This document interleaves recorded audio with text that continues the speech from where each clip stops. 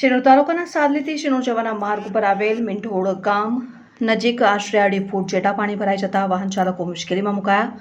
શિનોર તાલુકામાં ગત રોજથી ભારે વરસાદ વરસી રહ્યો છે। વરસાદને પગલે ઠેર ઠેર વરસાદી પાણી ભરાયા। સાદલીથી શિનોર જવાના માર્ગ ઉપર આવેલ મિંઢોળ ગામ નજીક ના પાણી મુખ્ય માર્ગ ઉપર ફરી વળતા વાહન વ્યવહાર ખોરવાયો, જેને લઈને નોકરી અર્થે જતા નાગરિકો અટવાયા। જોકે દર ચોમાસે મિંઢોળ ગામ નજીક આવેલ પાણી ફરી વળવાની સમસ્યા સર્જાતી હોવાથી સ્થાનિકોએ તંત્ર સામે પોતાનો રોષ ઠાલવ્યો।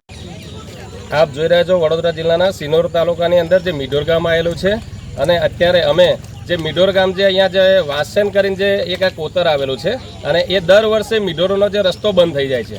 અત્યારે આપણી સાથે અહીંના સ્થાનિક જે જોડાયા છે તો આપણે એમની પાસેથી જાણીશું કે એમનું જે આ રસ્તા વિશે શું કહેવું છે। અત્યારે હાલ જે રસ્તો બંધ થઈ ગયો છે એના વિશે તમારું શું કહેવું છે?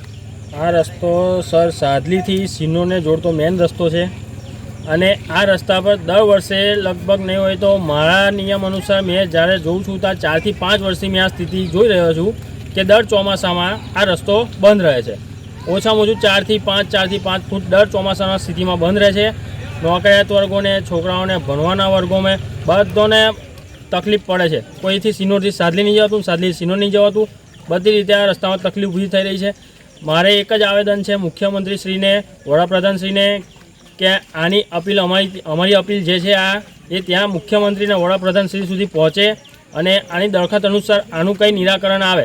કેમ કે અહીંના ચૂંટાયેલા પ્રતિનિધિઓ કોઈ દેખવા બી નહીં આવતું, ભળવા બી નહીં આવતું। પાણી આવ્યું છે, હજુ 4 દિવસથી આ પાણી છે, 2-3 દિવસથી પાણી છે, કાલનો વરસાદ ચાલે છે, એને પહેલાં બી 2-3 દિવસ પાણી હતું। કોઈ અહીં પ્રતિનિધિ કંઈ જોવા કે કોઈ એની દરખાસ્ત શું છે શું નહીં, કોઈ પ્રજાને પૂછવા આવતું નહીં કે આનું કંઈ નિરાકરણ આવતું નહીં। એટલે અમારે એ જ દરખાસ્ત છે વડાપ્રધાનને અને મુખ્યમંત્રીશ્રીને કે આનું જલ્દી જેમ બને એમ નિરાકરણ આવે, રસ્તો થોડો પહોળો કરે અને નાળું થોડું ઊંચું લે, બસ એ જ દરખાસ્ત છે અમારી।